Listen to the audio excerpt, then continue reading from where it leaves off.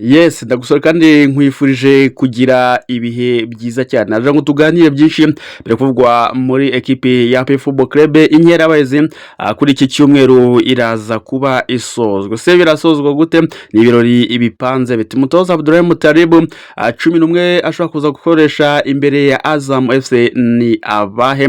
Ese amagambo yaje kubatangaza mbere y'umukino ni ayahe? Dore ko yatanze ubutumwa ku buyobozi bwa APR Football Club ndetse n'abakunzi b'iyi ekipe. Abakinnyi ba APR Football Club bashobora kudahamagarwa mu Mavubi bimeze bite nabahe? Dore ko harimo na kapiteni Niyomugabo Claude. Se bimeze bite? Abashobora guhamagarwa bo ni abahe? Imikino ya Sekafa Kagame Cup nayo itegereje ekipe ya APR Football Club, turaza kuba tuyigarukaho muri iki kiganiro. Turaza kureba hamwe kandi n'ibiburange imikino y'Inkerabahizi, uko wagura itike yawe, ese imikino iteganyijwe ni iyihe, ni ku isaha y'isangahe, byose muri iki kiganiro tuze kubana tubigarukaho 5-5. Tureba hamwe kandi n'abandi bakinnyi bahabwa amahirwe kuba bagaragara muri ekipe nationale Amavubi iri kwitegura imikino mu kwezi gutaha kwa 9 tariki ya 6 ahura n'ikipe y'igihugu ya Nigeria. Bararekere kuzabana natwe rero mu cyumweru cyahariwe Amavubi gutangira mu cyumweru gitaha. Rwose Amavubi azabashyize urutonde hanze, tuzaba twatangiye icyumweru cy'Amavubi. Ntandi rero uzajya ukura amakuru ni hano kuri News Rwanda. Cyangwa usaba ni kimwe no gukanda kuri subscribe kugira ngo tujye tubana, ugiye tubona notification uko dushyizeho ikiganiro gishya hano muri rusange. Ikaze mwese rero muri hatandukanye, waba uri mu Rwanda cyangwa se uri hanze y'u Rwanda, upfa kuba wumva kandi wumva neza ururimi rw'ikinyarwanda. Cyangwa mubwira ni kimwe no gukanda kuri subscribe, ugakanda kuri like, muri commentaire tugahurirayo ugatanga ibitekerezo. Nabwo umukunzi wa APR atangira tubwire se kuri Azamu birarangira gute, raguza umutwe tubwire uko ubyumva nuko ubibona, uko no mukino uza kurangira, ubundi umanure dutima twinshi tw'umukara n'umweru nk'umukunzi wa ekipe ya APR Football Club.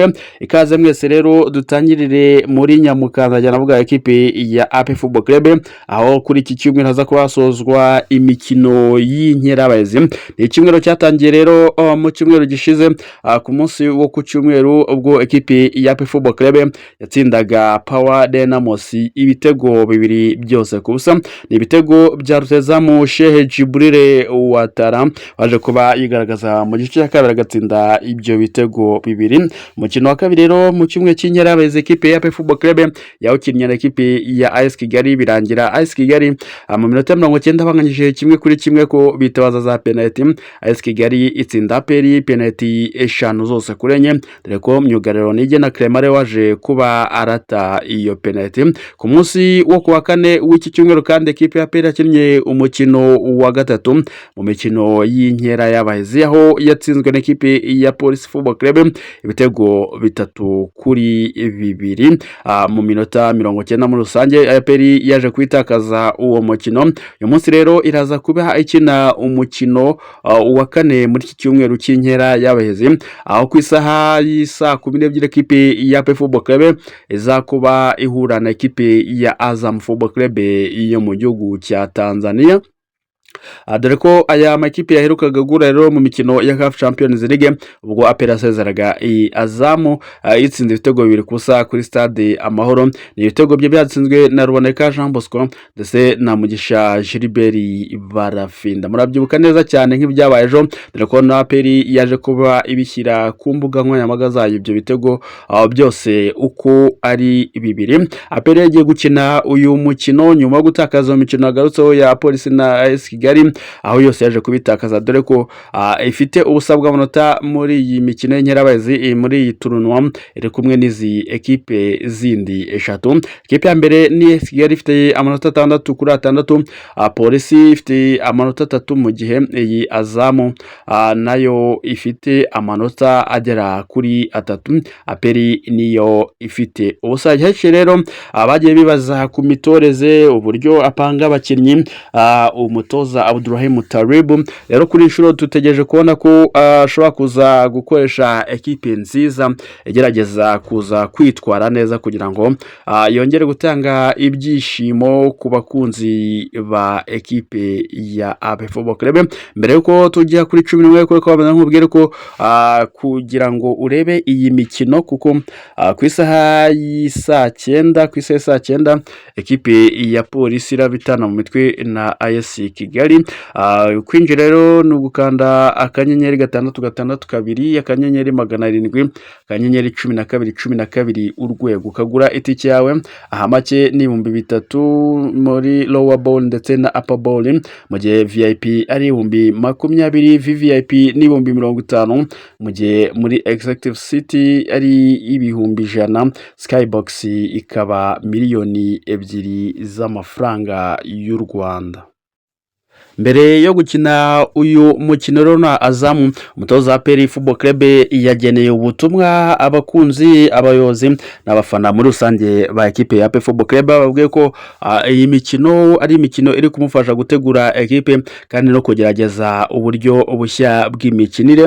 Ati kandi ndi kurinda abakinnyi banjye kuba bananirwa cyane no kuba bagira imvune. Ati ibyo turi gutegura ibyiza muzabona mu marushanwa ari imbere. Mbutse ko kandi ekipe ya APR Football Club nisoze imikino y'inkerabahizi izahita yerekeza mu gihugu cya Tanzania gukina imikino ya Sekafa Kagame Cup 2025. Mbutse ko tombora Sekafa tegerejwe ku munsi wo kwa kabiri w'icyumweru gitaha, tukamenya itsinda ekipe ya APR izaba ibarizwamo. Dore ko baje kuba yemeza ko izitabira iyi mikino ya Sekafa Kagame Cup mbere yuko rero shampiyona y'u Rwanda izaba itangira, dore ko izatangira tariki ya 12 z'ukwezi gutaha kwa 9. Nyamara imikino ya Sekafa izasozwa tariki ya 15 z'ukwezi kwa 9. Tuzarana APR izagera ku mukino nyuma ku buryo yasiba imikino ibanza ya shampiyona y'u Rwanda.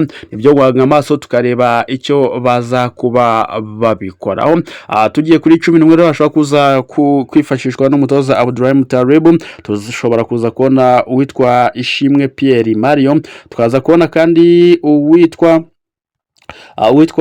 Omurenga afite inda ku ruhande rw'iburyo kuri 2, tukaza kubona kandi uwitwa Niyomugabo Claude kapiteni kuri 3, tukaza kubona mutima wa defense uwitwa Nigena Clement ndetse na Nshimiyimana Yunusu, tukaza kubona kandi Dauda Seydou Sifu, Ruboneka Jean Bosco na Memer Dao hagati mu kibuga, mu gihe tuza kubona Sheikh Jibril Watara, tukabona William Togi ndetse n'uwitwa Mamadusi.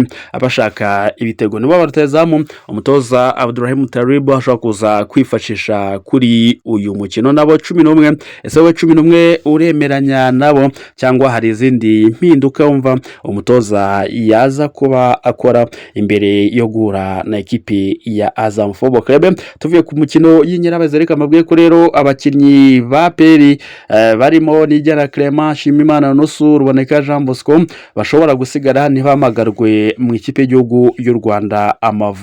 Abandi rero bashobora kudahamagarwa mu Mavubi nk'uko twagiye tubiga ko mu biganiro byashize n'uwitwa Kim Sahabo ndetse n'uwitwa Rafael Yoruke. Abo baje kuba babwirwa ko mu gihe umutoza Dera Murusha gitoza Amavubi we atazongera kwamagara bitewe nuko yabitabaje mu kintu gishuti bakanga kwitabira ubutumire. Rero abo bakinnyi ba APR rero bashobora kudahamagarwa bitewe n'imyitwarire bari kugaragaza muri iyi mikino y'inkerabahizi ndetse n'imikino itandukanye ya gishuti iyi ekipe yagendaga ikina. Abashobora rero gutungurana bagahamagarwa mu kipe y'Igihugu Amavubi barimo Alex Nduwayo n'undi ni myugaro mushya APR Football Club yaguze muri ekipe ya Gasogi United, irashobora kuza kuhamagarwa muri ekipe nationale Amavubi. Andi kandi ushobora kuza guhamagarwa n'umuzamu Ishimwe Pierre, ushobora kuza guhamagarwa nabo muri ekipe nationale. Abandi bashobora kuza guhamagarwa gutungurana n'uwitwa Ayman ukina ekipe ya Etincelle ndetse n'uwitwa Niyo David ukinira ekipe ya Kiyovu Sport. Bitse ko ikipe y'igihugu y'u Rwanda Amavubi zigomba gutangira umwiherero mu ntangiriro z'icyumweru gitaha, dore ko ubwo izanashyira hanze urutonde rw'abakinnyi igomba kwifashisha muri iyo mikino, muri gahunda yo gushaka itike y'igikombe cy'isi rero 2026, dore ko ikipe y'igihugu y'u Rwanda izakina ikipe y'igihugu ya Nigeria tariki ya 6 z'ukwezi kwa 9, mu gihe tariki ya 9 z'ukwezi kwa 9 ikipe y'igihugu y'u Rwanda Amavubi izakina ikipe y'igihugu ya Zimbabwe. Nagendutse rero abakinnyi bashya nka 4 barimo abataka babiri, bose barategerejwe muri iyi ekipe nationali Amavubi. Cyo nakwitsa nuko abari muri Igena Clement naboneka bashobora kudahamagarwa, bo ni bamwe mu bakinnyi ba ekipe ya AP Football Club. Nibyo rero nabankubwiye ku ikipe y'igihugu y'u Rwanda Amavubi, nkakubwira no kuri ekipe ya AP Football Club. Ubundi duhure kuri stade Amahoro guhera ku isaha 9 ekipe ya APR ikina ikipe ya polisi ikina na AS Kigali mu gihe APR saa 12 iza kwimanuka mu kibuga ikina na Azam Football Club. Kindi kandi kiri bugaragare muri imikino y'inkerabahizi nuko APR ibuze kumurika imyambaro yayo itatu izakoresha muri sezo itaha. Imyambaro umwambaro wo mu rugo, umwambaro bazambara bagiye hanze cyangwa se basohotse, ndetse n'umwambaro wa gatatu ifashishwa na ekipe. Kaza kumurikwa rero n'abakobwa bibumbiye mu itsinda rya Mackenzie's, barimo Miss Naomi n'abandi bavukanye cyangwa se bavandimwe nabo baza kumurika iyi myambaro mishya ekipe ya Football Club. Kandi mbibutse ko muri half time cyangwa se mu gice cya mbere witwa Miss Naomi aza kuba yigaragaza cyane mu kibuga atera penalty n'umuvandimwe we, baza kuba bahatanye muri izo penalty shootout. Ubwo igice cya mbere kiza kuba kirangiye ku mukino APR iza kwikina na ekipe ya Azam Football Club. Ni ibirori byinshi cyane biza kubera hariya. Cyo nkusawe nuko wasembukirayo ukaza kwihera ijisho. Ndeka mbifurize kugira ibihe byiza, kwitsa gukanda subscribe, like, duhure no muri commentaire. Hasta la vista.